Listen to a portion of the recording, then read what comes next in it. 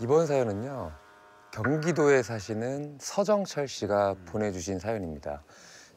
제가 17살 때였는데요. 어느 날부턴가 저희 집에 자꾸만 이상한 일이 일어나는 거예요. 아 진짜.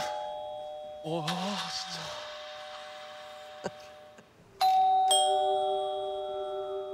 밤 11시.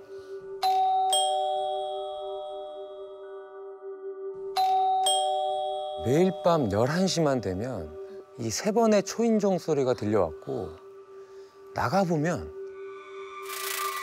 아무도 없는 거예요. 제 방에서도 자꾸만 이상한 소리가 들리거나 누군가의 형체가 아른아른 거리다 이렇게 사라지곤 있습니다. 제가 이렇게 참고 참다가 저희 아버지한테 말씀을 드렸어요. 그럼 야, 네가 그럼 엄마랑 자. 아빠가 그냥 네 방에서 혼자 자볼게. 그리고 그 다음 날 아빠 괜찮아? 진짜 이상하네. 괜찮아? 뭐 봤나 봐.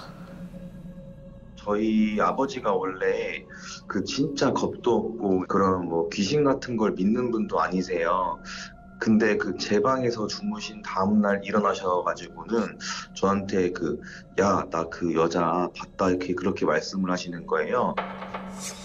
오. 저희 아빠가 이제 자다가 이상한 기분에 이제 눈을 뜨셨는데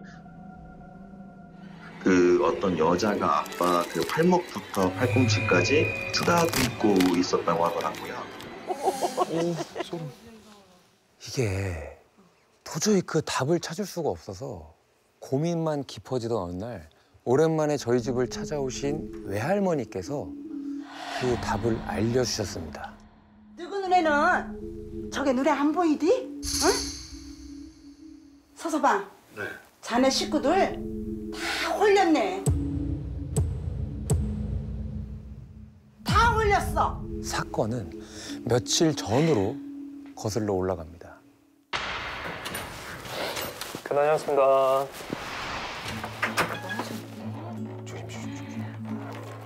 삼촌. 안녕하세요. 이게 다 뭐예요? 누나, 이런 거 어때? 야, 이거 진짜 뭐 비싼 거 같아. 거실에 하나씩 두면 딱 멋있잖아. 그래.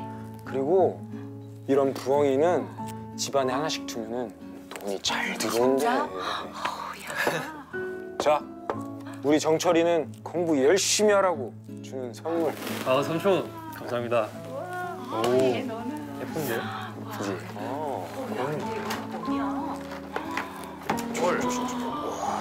근데 왜 이렇게 커요 이거?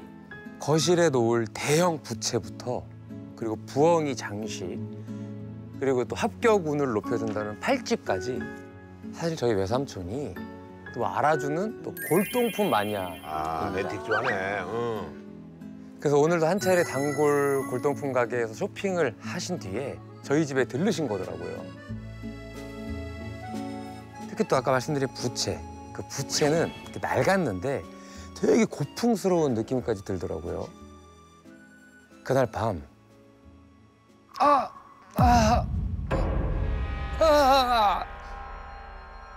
제 취미가 공포 영화를 보는 겁니다. 그래, 무서워. 네. 아. 드디어 영화가 클라이막스로 향하면서 잔뜩 이렇게 긴장하고 있던 그때 거기서 현재 시간은 밤 11시. 누구세요? 누구세요?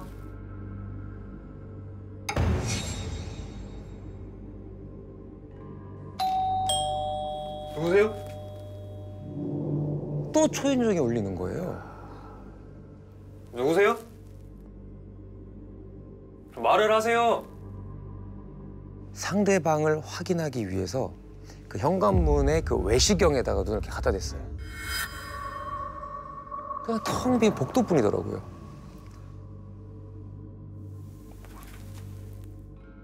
아, 이거 누가 장난친 건가 보다 싶었습니다.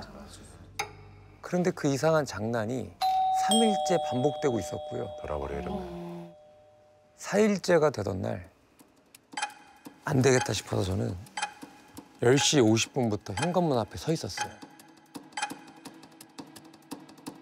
오늘은 진짜 잡히면 가만 안 둔다. 이러한 마음으로 현관문 외시경만 이렇게 노려보고 있었습니다. 10시 56분. 아직은 텅 빈 복도입니다. 10시 57분. 10시 58분. 그리고 59분이 됐습니다. 멀리서 누군가의 실루엣이 보이기 시작하는 거예요. 진짜 나타나네. 되게 안 나타난데 이런 경우. 보니까 좀 이렇게 긴 머리카락으로 보았을 때 일단 여자인 것 같은데 점점 저희 집 가까이 이렇게 다가오더라고요. 이 너구나. 잡았다. 그 현장을 잡기 위해서 숨을 죽이고 그 녀석의 동태를 살폈습니다.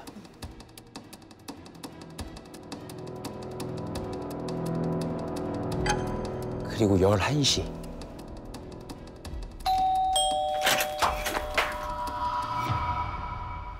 복도에 아무도 없는 거예요. 그럼 실루엣은 뭐야? 아까 여자 있었잖아. 네, 분명히 외시경 너머로 사람의 형체가 가까워지고 있는 걸 봤는데 말이죠. 결국에 어머니는 아 이거 초인종이 고장난 것 같다 해서 초인종 기계를 모두 바꾸셨습니다. 초인종은 멀쩡한데 누가 도망가는 소리도 못 들으셨어요? 네. 참 희한하네. 아무 이상 없어요? 예. 수고하십시오. 바꾸면서 수리기사의 이상한 말이 좀 마음에 걸리긴 했어요. 하지만 뭐 더 이상은 초인종은 신경을 쓰지 않기로 했죠. 며칠 뒤에 지나가는데 생각나더라. 아줌마 안녕하세요. 아이고 우리 정철이 오랜만이네. 오랜만에 이웃집 아주머니가 놀러 오셨더라고요. 아니 근데 이 집 남매는 왜 그렇게 우애가 좋아? 무슨 소리야? 아주머니께서 이상한 이야기를 꺼내시는 거예요. 그러니까 전날 아주머니가 저희 집 베란다 창문에 서 있는 저를 이렇게 보셨나 봐요. 어제 어머니 심부름으로 화분에 물을 주고 있었거든요. 근데 제 뒤에 긴 머리 여자가 이렇게 딱 달라붙어 있었다는 거예요. 아닌데 어제 우리 금이 집에 오지도 않았어. 사실 저희 누나는 얼마 전에 자취를 또 시작해서요. 지금은 집에 같이 살고 있진 않거든요. 물론 어제도 집에 오지 않았고요. 그 며칠 뒤에 부모님이 외출하신 날 저녁으로 라면을 끓여 먹고 있었어요, 친구랑. 갑자기 친구의 표정이 싹 어두워지더니 야, 준규. 너 표정 왜 그래? 씌웠어? 아니 그게 아니라. 어? 정철아. 나 급하게 집에 가봐야 될 것 같은데. 지금? 야, 먼저 갈게. 어디가? 야, 준규 너 가? 갑자기? 친구는 저의 부름에도 아랑곳하지 않고 뭔가에 쫓기듯이 급하게 저희 집을 나갔어요.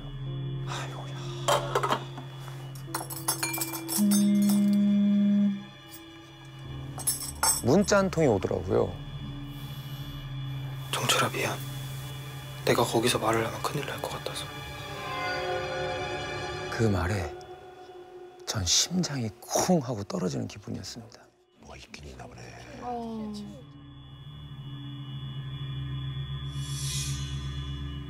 너랑 밥 먹다가 문득 네 방을 봤는데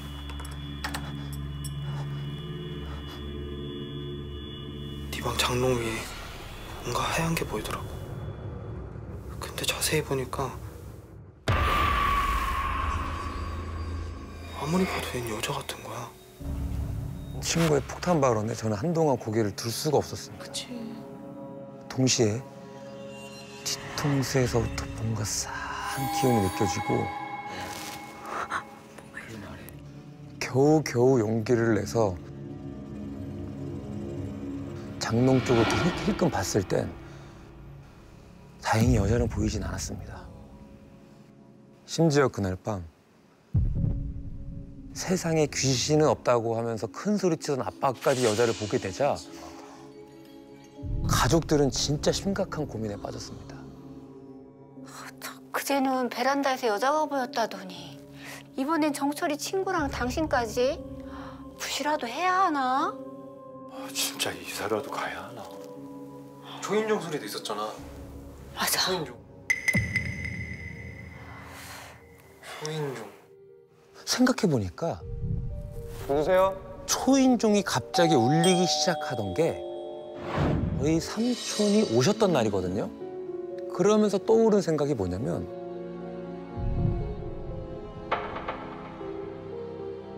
오래된 물건을 함부로 들이지 말라라는 말이었습니다. 그런 얘기도 있지. 제가 그 말을 하고 나니까 어머니는 삼촌에게 전화해서 혹시 이 골동품 문제 있었던 거 아니냐 이렇게 물어보셨어요. 무슨 말 하는 거냐면서 펄쩍 뛰셨지만 엄마는 전화를 끊자마자 삼촌이 준 골동품을 모두 버리셨어요. 이제는 진짜 괜찮겠지. 좀 안심이 되더라고요. 그리고 다음 날 엄마와 아빠가 친척 장례식장에 급하게 가게 되셨어요. 그러니까 엄마는 또 걱정이 되니까 같이 따라갈래? 이게 물어보셨지만 근데 뭐 이제 물건도 그치, 다 버렸으니까 그렇지. 아무리 걱정하지 마세요 하면서 그냥 엄마를 보냈습니다. 그날 밤 뭔가 얼굴이 이렇게 간질간질한 거예요. 벌레인가 싶어서 대충 이렇게 손으로 이렇게 휘젓다가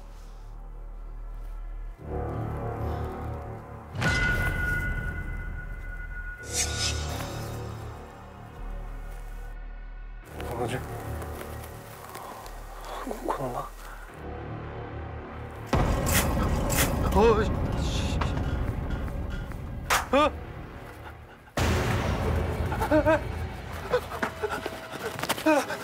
나 원래 현관으로 달려나갔어요. 아니 현관 손잡이를 아무리 돌려도 문이 안 열리는 거예요. 그리고 뒤에서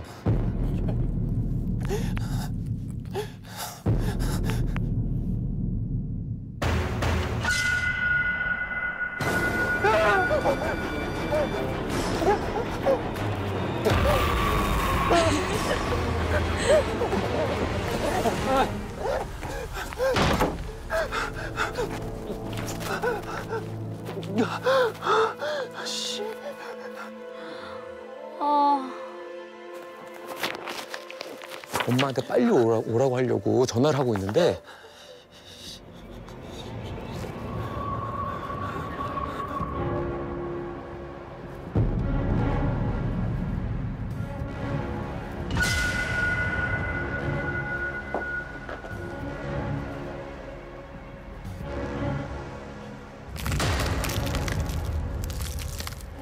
우두둑 우두둑 기괴한 뼛소리를 내면서 장롱 아래에 있는 저에게 팔을 뻗으면서 내려오고 있었어요.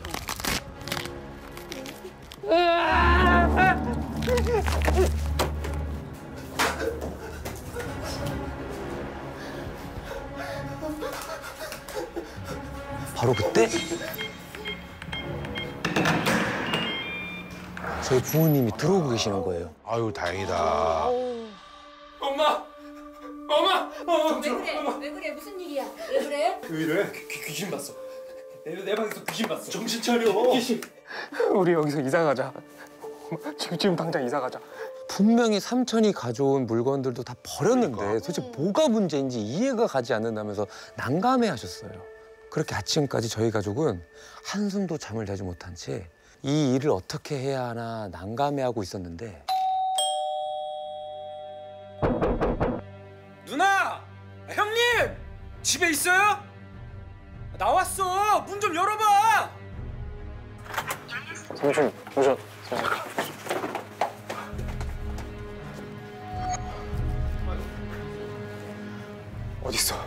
어딨어?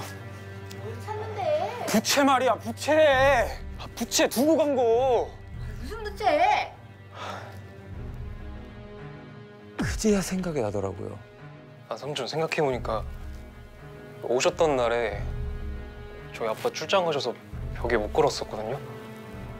그래서 제가 장롱 위에 올려놨었어요. 삼촌이 부채를 가지고 오셨던 날 아버지가 그날 안 계셔서 벽에 바로 걸 수 없었거든요. 그 제가 그거를 저희 방 장롱 위에 일단 올려뒀는데 그 이후에 부채에 대한 존재를 제가 까맣게 잊어버리고 만 거예요.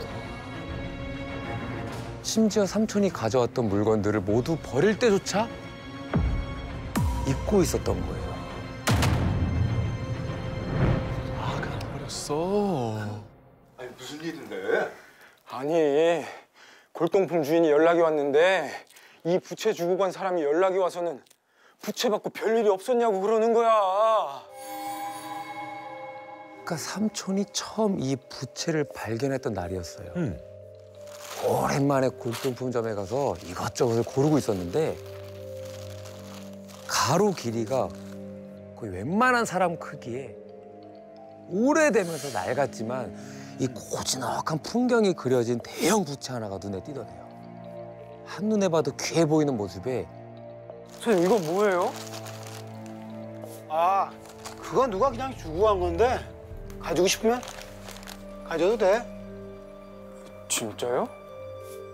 삼촌은 또 이게 웬 행제냐 싶어서 원래 본인이 가지시려다가 집에 하도 골동품이 많아서 둘 곳이 없어서 저희 집으로 그냥 가져오신 거라고 하더라고요. 너는 애초에 이런 거를 왜 집에 들여가지고 이 사단을 내? 아휴. 너희 눈에는 저게 안 보이디? 부채는 왜 잊어버려서 부채가 집에 있는 줄도 모르고. 서서 봐. 자네 식구들 다 홀렸네. 홀렸어. 그러니까 삼촌도 그리고 저희 가족도 모두 이 부채에 홀려버려서 아무도 이걸 버릴 생각조차 하지 못했던 거죠. 정말 저희는 이 부채에 홀려버린 걸까요? 그리고 그 여자는 무슨 사연으로 아직 부채와 함께 이 세상에 남아있는 걸까요? 1993년 12월 중순 대구에 살고 있던 20살 민수 씨는 방학을 맞아 아르바이트를 하나 시작했습니다. 당시 외삼촌이 구미에서 식당을 크게 하셨는데 그 일손을 돕는 거였죠. 그날도 한창 일을 하다가 집에 갈 때가 됐더라고요. 마침 부엌에서 통화하던 외숙모가 급히 나와서 민수 씨를 불렀어요. 민수야, 식당 앞에 외숙모 친구가 차 세우고 기다린다. 대구 가는 길에 니 태워준대. 민수 씨가 밖으로 나갔더니 정말로 그 비상등을 켠 차 한 대가 길에 서 있었고 타요. 단정하게 차려입은 아줌마 한 분이 앉아 계시더라고요. 저희 집 소문시장 쪽인데 어디까지 가시는 거예요? 저 때문에 돌아가시는 거 아니시죠? 괜찮아, 학생. 난 동성로까지 가거든. 아, 마침 잘 됐네. 네, 감사합니다. 목적지를 들어보니까 아주머니가 가시는 길에 민수 씨를 딱 떨궈주면 되겠더라고요. 그렇게 차가 출발을 했고 구미 톨게이트를 지날 때쯤이었어요.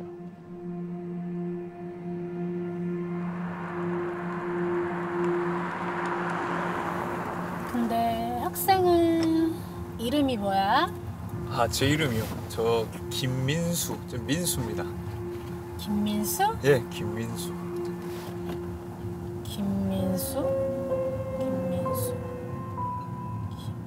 이 아줌마가 대답을 듣더니 혼자 민수 씨의 이름을 좀 지나치다 싶게 오랫동안 중얼중얼 곱씹는 거예요. 이동무 친구인데 왜 이래? 그러다가 대뜸 민수는 친구가 별로 없네. 소심해서 그래. 에? 아니, 없진 않고 아휴, 많지도 않고. 민수는 그 나이 먹고 아직도 엄마만 쫓아다니네. 무슨 일만 생기면 엄마한테 쪼르르 달려가서 대기하고. 그렇지? 어떻게 알아? 그 아줌마가 너무 단정짓듯이 말을 하는데 순간 좀 움찔하게 되더라고요. 거기다가 뭐 민수 씨를 뭐 속속들이 다 아는 것처럼 혼자 막 떠드는데 아니라고 차마 반박을 할 수가 없다는 거지. 맞춘 거야? 민수 씨가 딸 같은 아들이라서 어머니하고 그 시시콜콜한 얘기를 많이 하긴 했거든요. 근데 좀 불쾌하잖아요. 그렇죠. 네. 팩폭이지. 불쾌해진 민수 씨가 입을 다무니까 그 아주머니께서 혼자 신나가지고 또 온갖 얘기를 막 하시는 거예요. 민수 씨가 뭐 어릴 적에 물에 빠져 죽을 뻔한 일, 그런 것도 한다고? 갓난아기 때 경기를 일으켜서 의사들이 다 못 살린다고 했던 일, 아는 사람 남들이 도저히 결코 알 수 없는 일들을 다 안다는 듯이 말을 하는 거죠. 오, 신기하다. 민수 씨는 이 아줌마가 점점 더 불편해지고 또 두려워지고 억지로 다른 화제를 던졌어요.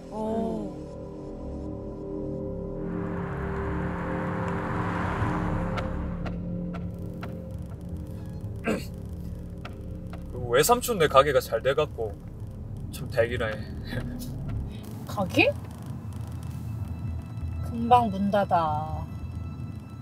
일 열심히 도와주던데 소용없으니까 하지 마. 아니, 외숙모 친구라면서 어떻게 그런 말을 할 수가 있어요. 그러니까 견디다 못한 민수 씨가 아무것도 모르면서 말 함부로 하지 마세요. 함부로? 내가 10년 뒤 얘기도 얘기해 줄 수 있어. 한번 해볼까? 그때부터 이 아줌마의 목소리가 좀 변하는 것 같은 거예요. 처음에 그 친절했던 억양이 자꾸 사라지고 마치 아저씨가 반말로 거칠게 툭툭 내뱉는 듯한, 그러니까 첫인상하고는 너무 다른 말투랑 그 음성, 그런 식으로 말을 하는 거예요. 너무 무섭겠다, 차 안에서. 그리고 그 아줌마는 또다시 보이지 않는 누군가와 대화를 하듯이 중얼거리더니 무서운 말을 줄줄 쏟아내기 시작하는 겁니다. 너무 무섭다, 차. 10년 뒤에 소중한 사람을 잃게 될 거라느니 그때가 되면 내 말이 맞았다는 걸 알게 될 거라느니. 이 아줌마 진짜 왜 이러지? 나를 왜 태워준다고 하는 거야? 집에 가는 건 맞나? 그러니까 이유가 있나? 너무 오싹하고 무서워서 차 문을 박차고 뛰어내리고 싶은 정도였어요. 그럴 것 같아. 하지만 할 수 있는 건 오직 속으로 빨리 도착해라, 빨리 도착해라, 기도하는 것뿐이었죠. 그러다가 드디어 차가 서문시장 쪽으로 접어들었습니다. 근데 본능적으로 이런 생각이 들었어요. 집을 알려줘서는 안 된다. 절대로. 그래. 뭔가 있을 것 같아.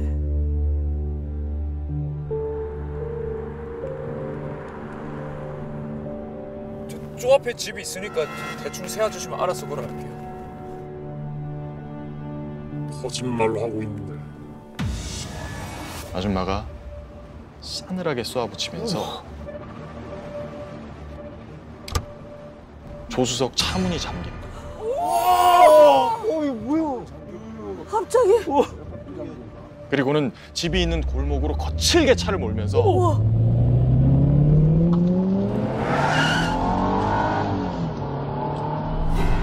이걸 먹이잖아!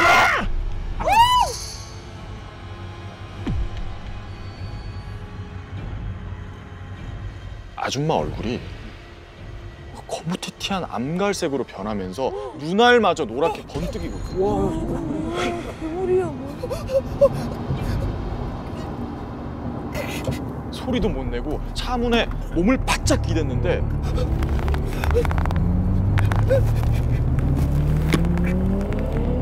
그 와중에도 그 좁은 골목을 미친 듯이 질주하고 있었다.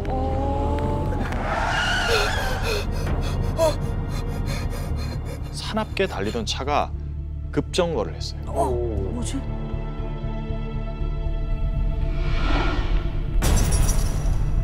못 데려가겠네. 네 애미 때문에. 어디 들어가려고? 그리고 그 순간 잠금 장치가 풀리는 소리가 났습니다. 당장 문을 열고 허겁지겁 밖으로 뛰쳐나갔죠. 근데 순간 뒤에서 새하얀 불빛이 민수 씨를 확 비추는 거예요.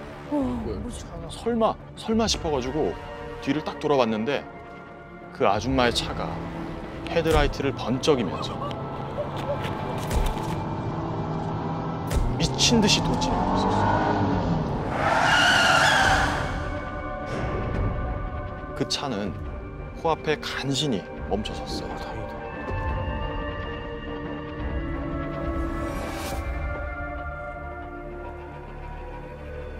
그 아줌마가 씩 웃으면서 천천히 입모양으로 뭐라 말을 했고 그 뜻은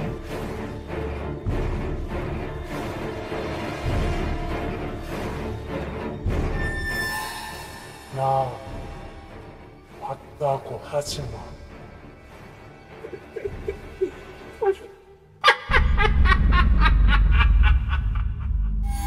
연이어서 들려오는 이상야릇한 웃음소리.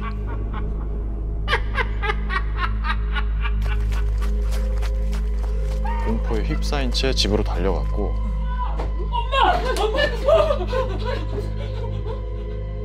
정말 실신하다시피 쓰러졌다고 합니다. 민수야! 민수야! 정신 차려! 민수야! 집에 계시던 어머니께서는 아연실색해서 외숙모에게 전화를 할 정도였죠. 누구야 도대체? 이게 어떻게 된 일이냐. 어머니가 따져 물었더니 정말 놀라운 건 외숙모 대답이었어요. 부엌에서 하루 일당 겸 용돈을 봉투에 막 챙겨 넣고 있는데 조카를 줘야 되니까 민수가 혼자 네 하고 밖으로 막 뛰어나가더라고요.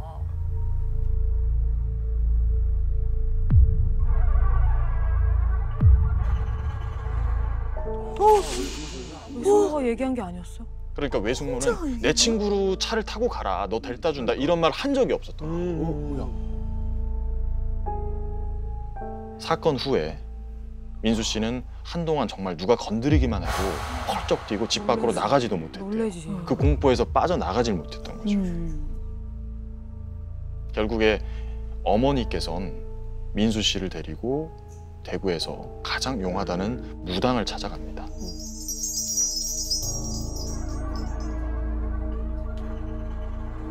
그 무당은 민수 씨를 많이 쳐다보더니 큰일 날 뻔했어. 저승 끌려가다 온 줄이나 알아. 모르긴 몰라도 너를 아주 오랫동안 지켜보고 있었어. 그리고는 혀를 끌끌 차면서 이러는 거예요. 귀신이 꼴의 신이라고 아는 척을 해. 참.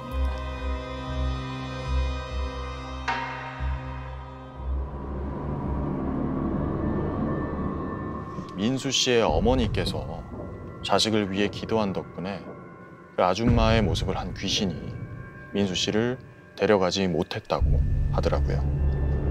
그렇게 무서운 사건은 일단락이 됐지만 그 아줌마, 아니 그 귀신이 남긴 예언 아닌 예언은 모두 다 맞아떨어져서 그 10년 뒤 그거. 민수 씨는 그때마다 오싹함을 느꼈다고 합니다.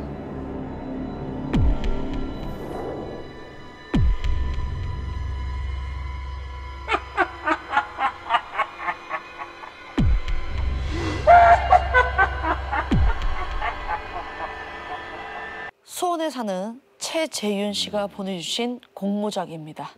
재윤 씨의 초, 중, 고등학교 동창 김영빈 씨가 20여 년 전 겪은 일입니다.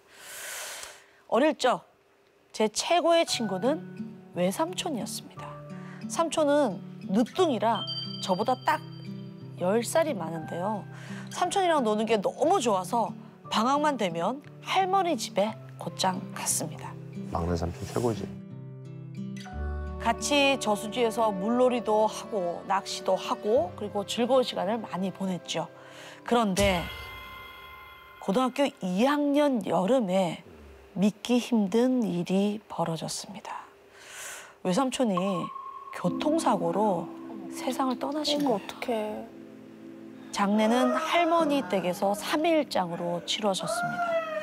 갑작스러운 죽음에 사흘 내내 통곡 소리가 멈추질 않았어요. 아휴, 정말. 저기 차가 뒤집어져가지고 그 자리에서 그냥 죽었대. 그 올해 27이랬지. 아휴, 한창일 때 같네. 다시는 삼촌을 만날 수 없다는 게 믿기지 않았습니다. 잠시 집을 나와서 삼촌이랑 자주 놀던 근처 저수지에 갔습니다. 추억의 장소네. 오랜만에 찾은 저수지는 기억 속 그대로였어요. 물가에 앉아 삼촌과의 시간을 하나 둘 떠올리는데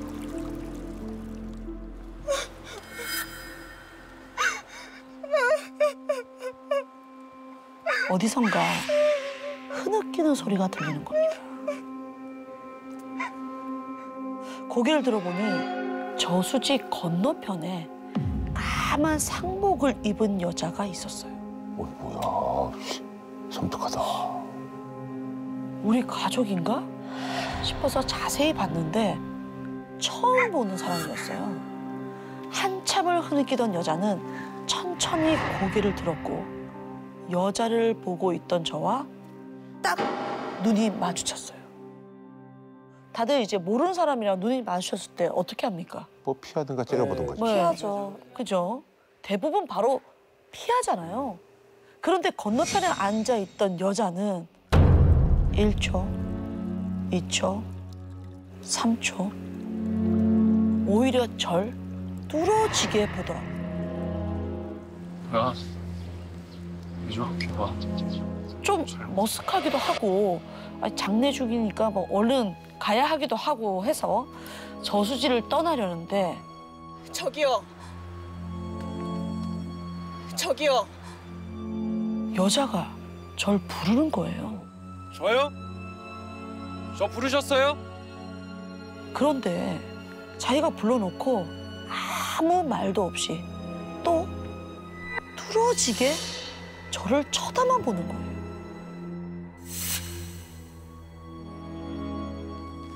뭐 도와드려요?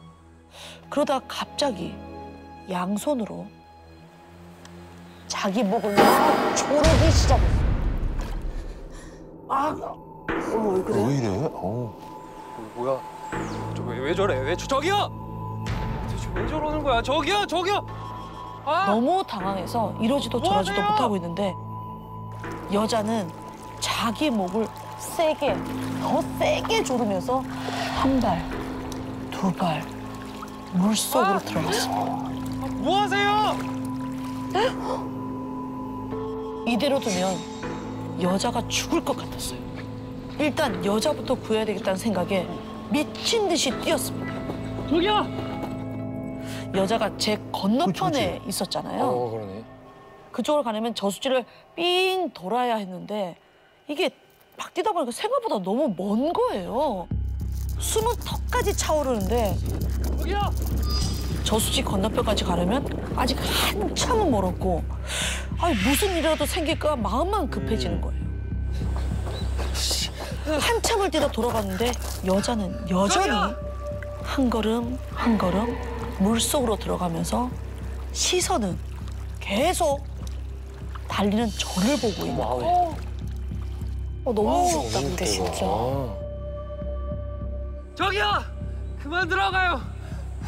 그러다 진짜 죽어요. 여자는 계속 물속으로 걸어갔고 다시 미친 듯이 뛰어서 간신히 여자를 구해냈습니다. 초인적인 힘을 발휘했구나. 겨우겨우 여자를 물 밖으로 끌어내고 있는데 누군가 저를 향해 달려오는 거예요. 저거요! 정아야! 괜찮아. 아이고 정아야! 도와주세요. 정아야! 그 여자의 부모님이었습니다. 딸이 사라져서 찾아다니다가 저수지까지 오시게 된 거였죠. 정아야 정신 차려. 근데 얘가 왜 이래요? 이분이 갑자기 물에 뛰어드셔서요. 정아야! 물에서 나온 여자는 의식이 없었습니다. 아 어떡해. 학생 고마워. 내가 지금 경황이 없어서 다음에 꼭 연락할게. 정아야 정신 차리고. 정아야. 여자의 부모님은 급히 병원으로 갔고요. 저는 할머니 집으로 돌아왔습니다. 그런데 저수지를 떠나기 전 그 여자의 부모님이 마지막으로 한 말이 자꾸 맴도는 거예요. 저기 내가 이런 말 하긴 좀 그런데 왜 아까 먼 길로 뛰어갔어요? 네? 저는 그냥 보이는 대로 뛰어가는 건데. 어? 저수지가 약간 오뚜기 모양으로 생긴 건데요. 한쪽은 이제 원이 작고 한쪽은 원이 크잖아요. 근데 원래 가려면 작은 원을 둘러서 가면 거리가 짧은데 지금 큰 원을 이렇게 가면서 거리가 엄청나게 멀어지잖아요. 큰 원을 돌면. 당시에는 무조건 그냥 그쪽으로 뛰어야 된다고 생각을 했대요. 왜 그런 생각을 했을까? 그런데 저수지에서 여자를 구해준 후부터 자꾸만 이상한 일이 일어났습니다. 다시 시작이구나. 매일 밤 잠이 들면 저는 여자를 구했던 그 저수지에 있었습니다. 아무도 없는 저수지엔 검은 물 한 개만 자욱했죠.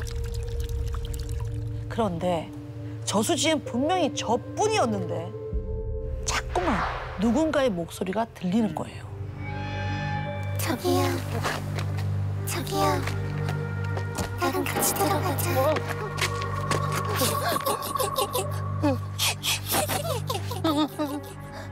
하지 마세요. 같이 들어가자.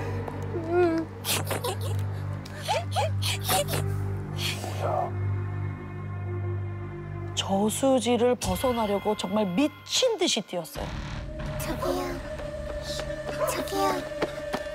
뒤를 돌아보면 아무도 없는데 뛰지 않으면 누군가가 저를 잡을 것만 같았어요. 같이 들어가자. 그런데 아무리 달려도 계속 저수지만 뺑뺑 도는 거예요. 그렇게 수천 바퀴를 돌다가 누군가가 제 어깨를 확 잡아채서 뒤를 돌아보는 순간 온몸에 땀에 흠뻑 젖은 채 꿈에서 깨어납니다. 매일 밤에 오는 게 무섭고 잠을 자지 못했습니다. 계속되는 악몽에 몸무게는 10kg이나 빠졌고요. 더 이상 제대로 된 일상생활을 할 수가 없었어요. 그렇게 한 달이 넘도록 악몽은 멈추질 않았고 어느덧 외삼촌의 49제가 되었습니다. 절에 도착해서 법당으로 가려는데 저수지에서 구해줬던 그 여자 부모님이 계신 거예요. 절에? 두 분은 저를 기다렸다는 듯이 막 달려오시더니 학생, 저번에 정말 고마웠어. 네.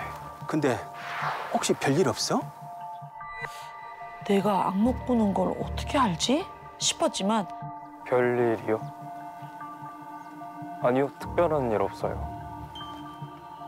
저한테 하실 말씀이라도 있으세요? 그런데 여자의 부모님은 제게 상상도 못할 이야기를 들려주셨습니다. 제가 저수지에서 구해준 여자의 이름은 정아였는데요. 정아 씨가 물에서 나왔을 때 의식이 없었잖아요. 밤늦게 겨우 깨어났대요. 정아야, 괜찮아? 엄마 보여? 그 여자네? 그 여자는 어딨어? 정아 씨는 정신이 들자마자 덜덜덜 떨면서 웬 여자를 찾았고 부모님은 딸이 뭔가를 착각한 줄 알았대요. 여자? 여자 없어. 건너편에 그 남자가 너 구해준 거야. 남자 말고 남자 옆에 여자. 남자 옆에 여자도 있었잖아. 그날 저수지엔 두 사람이 아닌 세 사람. 그러니까 자신과 그다음에 영빈 씨 그리고 또 다른 여자가 있었다는 겁니다. 영빈 씨는 정아 씨 말고 누구도 본 적이 없는데 말이죠. 이제부턴 그날 정아 씨가 저수지에서 겪은 일을 정아 씨 시점에서 이야기해 드리겠습니다. 영빈 씨가 삼촌을 떠나보낸 날은 정아 씨의 하나뿐인 오빠가 세상을 떠난 날이기도 했습니다. 정아 씨는 잠시 북적이는 상가를 나와서 저수지로 갔습니다. 혼자 이런저런 그냥 생각에 잠겨 있는데 건너편에 상복을 입은 남자, 그러니까 영빈 씨가 온 거예요. 아는 사람인가 싶어 남자를 지켜봤는데 저수지 건너편 수면이 조금씩 일렁였습니다. 물살은 남자 쪽으로 이렇게 일렁이면서 가더니 남자의 발밑에서 딱 멈췄고 물 밖으로 천천히 뭔가가 기어나오기 시작했습니다. 아, 물빛이 나. 그건 분명 사람이었어요.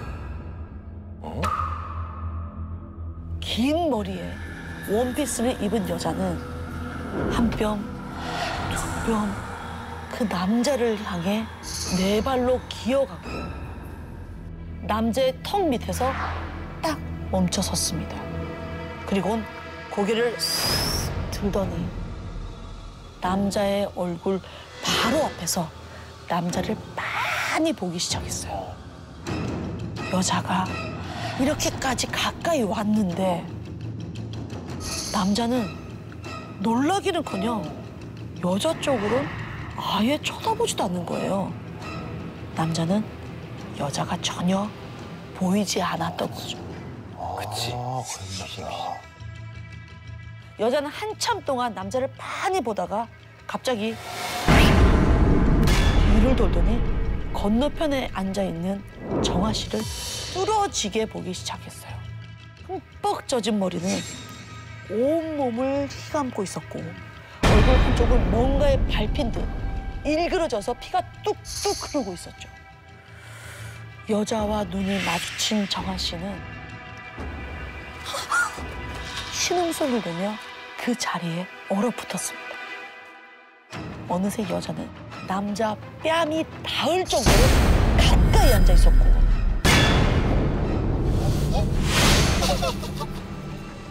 정아 씨와 남자를 번갈아 보며 입이 귀까지 찢어지도록 웃기 시작했습니다. 여자의 웃음소리가 멈출 때쯤 남자는 저수지를 떠나려는 듯 자리에서 일어났어요. 이대로 보내면 정말 남자에게 큰일이 날 것 같았죠.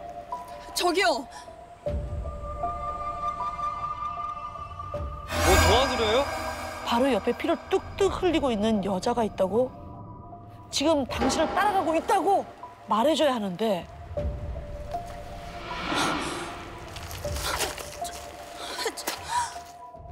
갑자기 이 목소리가 나오질 않는 거예요.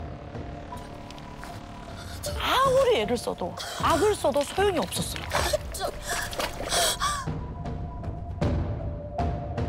어떻게든 옆에 여자가 붙어 있다고 알려주긴 해야겠고 저수지를 둘러 건너편까지 가기에는 너무 멀고 이 다급한 마음에 남자에게 조금이라도 가까이 가려고 몇 걸음 물속으로 들어갔습니다.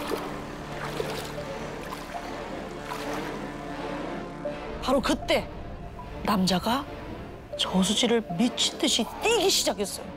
동작이 구하려고. 이제 여자가 보이는 건가? 여자를 피해 반대쪽으로 달려나가더라고요. 근데 여자도 남자와 같이 달리는 거예요. 남자는 죽을 힘을 다해 뛰고 있는데 여자는 남자가 뛰면 나란히 뛰다가 숨이 찬 남자가 멈추면 같이 멈추고 남자가 뛰면 같이 다시 뛰는 거예요. 이 소름 돋는 추격전은 저수지를 삥 돌며 이어졌고요. 둘은 어느새 정아 씨를 향해 달려오고 있었습니다. 그러니까 얼른 도망가려고 물 밖으로 나가려는데 발밑에서 뭔가가 끌어당기는 거예요. 그때 이제 중심을 잃고 휘청대는 정아 씨 귓가에 누군가가 속삭였어요. 방해하지 마. 정아 씨는 그대로 정신을 잃었습니다. 영비 씨는 저수지에서의 일이 하나하나 다시 떠올랐어요. 정아 씨가 영비 씨를 뚫어지게 봤던 건 영비 씨 옆에 여자를 보고 놀랐기 때문이었죠. 정아 씨가 물속으로 들어갔던 건 죽으려던 게 아니라 어떻게든 귀신의 존재를 알려주려고 영비 씨에게 가까이 다가갔던 거였고요. 그리고 정아 씨를 구하려 미친 듯이 뛰어갈 때 영비 씨는 영비 씨 혼자가 아니라 그 여자와 같이 뛰고 있었던 겁니다. 이제야 영비 씨는 매일 밤 자신을 쫓던 게 무엇이었는지 알 수 있었죠. 이 이야기를 들은 스님은 영비 씨에게 108배를 올리라고 권유를 하셨습니다. 그날 이후 저는 거의 매일 108배를 드렸고요. 하루하루 조금씩 악몽에서 멀어졌습니다. 그렇게 몇 달이 지나자 더 이상 누군가에게 쫓기는 꿈을 꾸지도 저수지에서 뛰지도 않았습니다. 여자는 그날 저수지에서 또 매일 밤 꿈에서 왜 저를 쫓아왔던 걸까요? 이번 사연은 경남 양산에 사시는 박두진 씨가 보내주셨는데요. 두진 씨가 이제 21살이던 2016년 늦여름밤. 깜짝이야. 깜짝이야. 목 디스크. 목 디스크. 두진 씨 가족들은 이 늦은 시간에 찾아올 사람이 없는데 누구지? 굉장히 좀 의아했대요. 그래서 인터폰을 보니까 바로 옆 동네에 살고 있는 신아야. 무슨 일이야? 두진 씨 삼촌 딸인 진아 씨인 거예요. 감나무가. 진아 씨는 뜬금없이 감나무 얘기를 막 횡설수설 하더래요. 아니 감나무가 왜? 우리 아빠 어떡해요? 울고불고 막 난리가 났는데 가족들은 이게 대체 뭔 소린가 싶었죠. 근데 그때 두진 씨 머릿속에 딱 떠오르는 게 있었대요. 그 감나무. 바로 얼마 전 이사를 간 삼촌댁 마당에 심어져 있던 나무였어요. 감나무와 삼촌. 도대체 이해하기 힘들었던 이 이야기는요. 삼촌과 진아 씨가 옆 동네에 있는 주택으로 이사 간 지 얼마 안 됐을 때로 거슬러 올라갑니다. 그날은 삼촌, 그러니까 진아 씨 아빠가 퇴근이 늦어져서 진아 씨 혼자서 집을 지키고 있었대요. 방 침대에 누워서 한참 이제 휴대폰을 보다가 잠이 이제 들락말락 하는데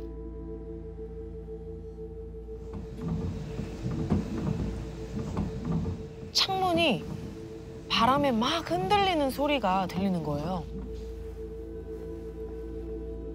그래서 일어나서 창문을 꽉 닫으려고 봤더니 바깥에 바람 한 점이 없는 거예요. 근데 이번엔 마당에 있는 감나무에서 나뭇잎 막 스치는 소리가 나는 거죠. 그래서 나무 주변을 유심히 봤는데 나뭇잎 사이로 어두워서 잘은 안 보였는데 뭔가 하얗고 동그란 게 살짝 보이더래요. 이상하다 생각이 들어서 계속 뚫어져라 쳐다보고 있는데 사라지는 거예요.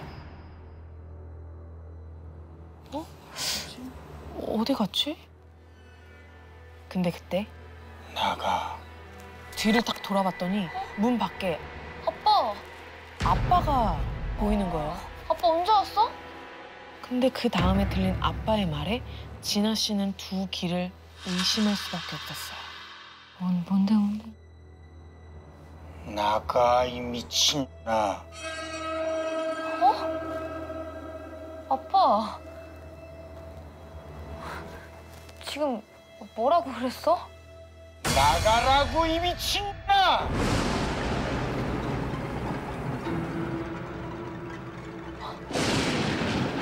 생전 욕 한 번 안 하던 아빠가 아까 욕을 한 것도 충격이었는데. 여보세요? 진아야. 아빠 지금 들어가고 있는데 지금 비가 쏟아질 것 같거든? 천둥 소리가 장난 아니야. 가서 다락방 창문 좀 닫자. 지금 온 전화도 아빠라고? 그럼 방금 욕을 한 게 아빠가 아니었으면 문 쪽을 휙 돌아봤는데 아까 봤던 아빠가 없는 거예요. 진아 씨는 등에 소름이 쫙 끼쳤어요. 내가 헛걸 봤나? 아니 깜빡 잠이 들었던 건가? 분간이 좀 안 되더라고요. 혼란스러운 마음에 다락방 쪽으로 쉽게 발이 떨어지질 않았지만 그래도 아빠가 곧 도착하신다고 했으니까 뭐 그새 별일 없겠지 하고 마음을 다독였어요. 그리곤 비 오기 전에 얼른 창문을 닫으려고 다락방으로 향했습니다.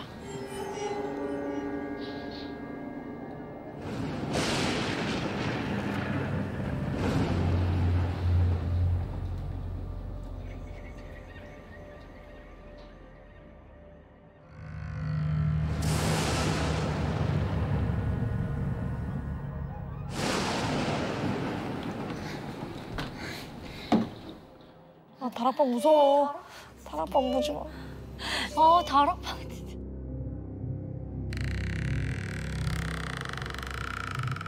다락방 불을 켜려니까 전등이 나갔더라고요. 그래도 창문으로 달빛이 좀 들어와서 아주 안 보이진 않았어요.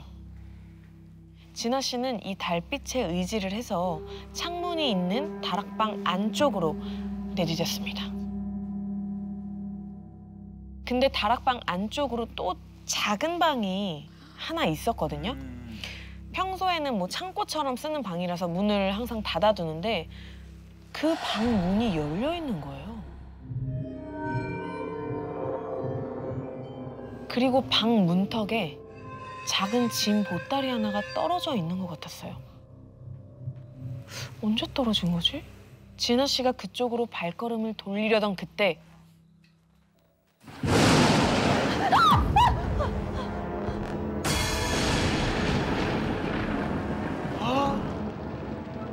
뭐야? 진아 씨를 쳐다보고 있던 그것은 진아 씨와 눈이 마주치자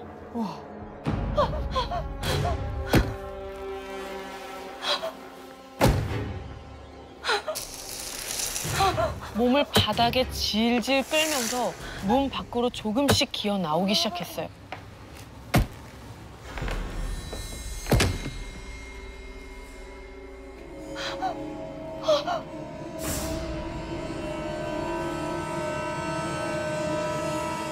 달빛에 드러난 그 정체는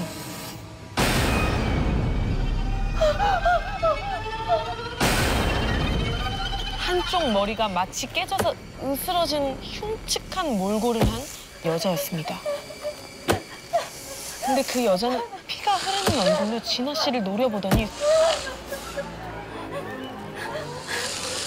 빠르게 막 기어와서 내가 나가라고 했지 미친! 진아 씨는 혼비백산해서 다락방을 막 뛰쳐나가서 미친 듯이 막 달렸어요. 그러다 현관문 앞에서 뭔가에 탁 부딪혔는데 진아야! 마침 집에 도착하신 아빠랑 부딪혔던 거죠. 진아 씨는 막 울면서 막 지금까지 있었던 일들을 전부 얘기를 했어요. 아빠 괜찮아. 괜찮아. 그 말에 아빠가 서둘러 다락방을 확인해 보셨는데 안에 아무도 없다는 거예요. 아빠는 진아 씨가 헛것을 본 거라며 달래주셨고 그날은 그렇게 지나가는 듯 했죠. 한 달쯤 지난 어느 날이었어요. 저녁 늦게 귀가한 진아 씨가 대문을 들어섰는데 뭔가 이상한 느낌이 드는 거예요.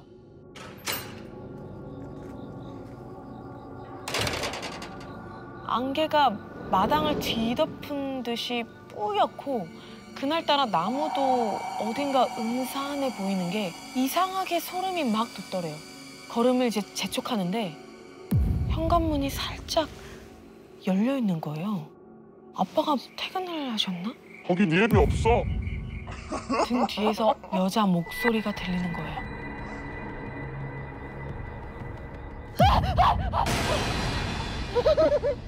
다락방에서 본 여자의 얼굴이 나무 옆으로 삐죽 튀어나와서 진아 씨를 쳐다보고 있는 거예요. 근데 그 얼굴이 한 개가 아니라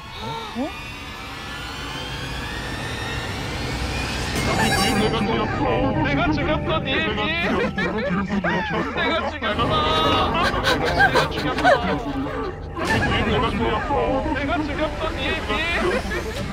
그 여자의 말에 진아 씨는 소름 끼치는 공포를 넘어서 정말 아빠에게 무슨 일이 일어났을까 봐 허겁지겁 집 안으로 막 뛰어들어갔어요. 아빠!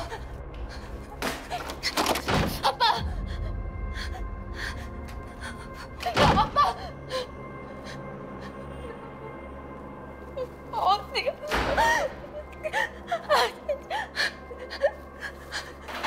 아빠! 엉엉 울면서 아빠를 애타게 찾았죠. 근데 온 집안 어디에도 아빠는 보이질 않았고 전화해, 아빠다. 몇 번이나 전화를 걸어도 받지 않으셨어요. 그때 진아 씨 머릿속에 한 가지 떠오르는 게 있었어요. 아직 뒤져보지 않은 딱 한 곳. 다락방이었어요. 다락방까진 정말 가고 싶지 않았는데 혹시 또 모르잖아요. 아빠가 또 계실 수도 있으니까. 곧장 사다리를 타고 올라가서 깜깜한 그 다락방 안을 둘러봤는데 다락방 안쪽 방에 또 뭔가 보이는 거예요. 아, 제발.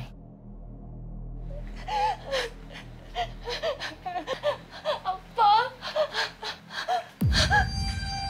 저거 아빠 아니야? 아빠가 오늘 입고 나간 바지를 입은 다리더라고요. 근데 그 다리가 막 들썩들썩거리는 거예요.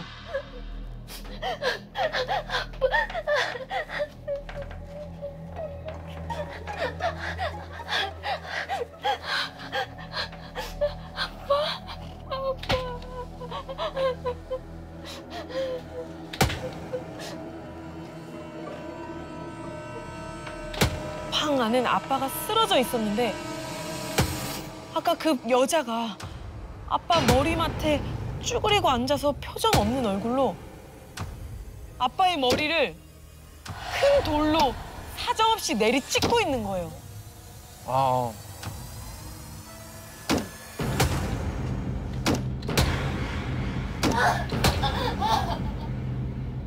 그 여자가 진아 씨를 휙 쳐다보는데 진짜 다 산산조각 내버리고.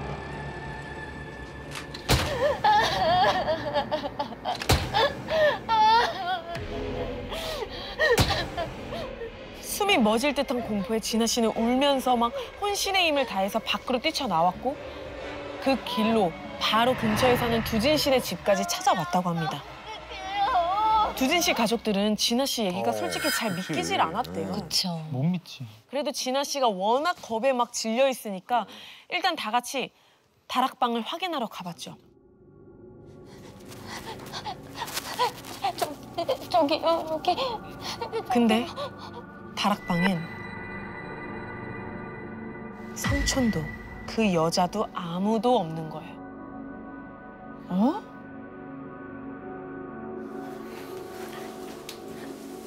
진아야, 아무도 없는데. 아니, 아까까지만 해도 저기 계셨는데 왜 없어요? 경찰에 실종 신고도 하고 퇴근길도 샅샅이 뒤져봤대요. 하지만 그날 새벽이 다 지나도록 삼촌은 끝내 발견되지 않았습니다. 뭐야? 그런 거 아니야? 진짜 사건이. 근데 다음 날 두진 씨가 학교를 가 있는데 어머니께 문자 한 통이 온 거예요. 두진아, 집 앞 대학병원으로 와. 삼촌 절벽 밑에서 발견되셨어. 병원을 가보니까 삼촌이 산소 호흡기를 차고 몸에 붕대를 다 감고 계시더라고요. 의식도 이제 없었고 갈비뼈도 다 이제 부서진 상태였어요. 근데 이제 퇴근하고 이제 가시던 길에 절벽 아래로 이제 떨어지신 거예요. 그 지나가던 등산객이 다행히 좀 발견을 좀 하고 이렇게 신고를 했다고 그렇게 이야기를 해주시더라고요. 근데 또 다행인 게 삼촌 의식이 좀 돌아오셔가지고 그때 삼촌이 뭐 이런저런 이야기를 좀 해주셨는데 그 이야기가 좀 많이 좀 충격적이었습니다. 이제부터는 제가 삼촌이 가족들에게 들려준 그날의 이야기를 해드리겠습니다. 평소 삼촌이 다니던 출퇴근길은 구불구불한 산길이었는데요. 밤에 운전하기 좀 까다로운 곳이어가지고 늘 조심히 다니셨었는데 그날따라 비어있는 옆좌석이 왠지 신경이 쓰이시더래요. 누가 옆에 앉아있는 그런 느낌이랄까? 그때 꺼져. 수가 삼촌은 놀라서 옆을 획 돌아봤는데 옆에 아무도 없는 거예요. 뭐지? 잘못 들은 건가? 하고 다시 운전에 집중하려고 하는데 그때 삼촌은 소스라치게 놀라서 반사적으로 브레이크를 재차 밟아보고 또 핸들도 돌려보고 했는데 차가 마치 고장이 난 듯이 전혀 말을 듣지 않았대요. 그때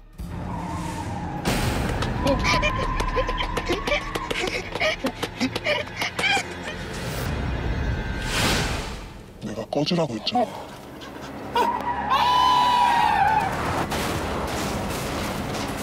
삼촌 차는 그대로 가드레일을 들이받고 절벽 아래로 떨어져 버렸다고 합니다. 와, 어떻게 이런 일이. 그리고 몇 달 뒤에 퇴원을 하신 삼촌이 제일 먼저 하신 일은 그 집에 무당을 불러서 굿을 하는 거였어요. 그런데 무당이 집에 도착하자마자 저기 있네, 머리 깨진 여자. 애 아빠를 자기가 죽인 줄 알았는데 용케 살아왔다고 아주 화가 단단히 났어. 그 여자가 삼촌과 진아 씨 뒤에서 살기어린 눈빛으로 노려보고 있다는 거예요. 거기에 있던 두진 씨와 가족들은 그 얘기를 듣고 정말 소름이 쫙 끼쳤어요. 그 후에 굿판이 벌어지자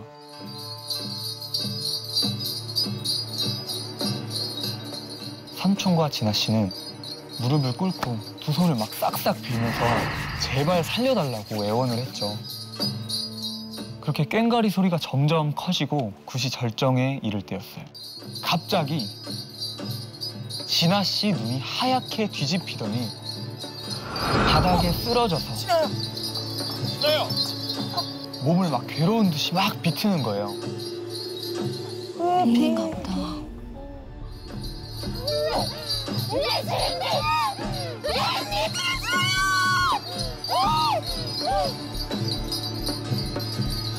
그런데 무당은 굿을 딱 멈추더니 누가 집마당에 저런 걸 놔둬!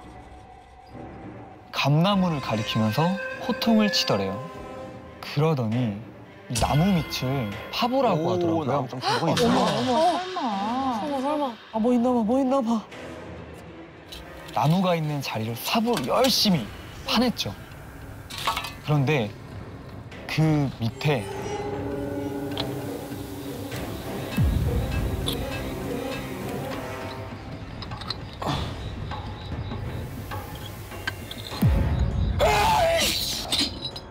유골함이 묻혀있던 거예요.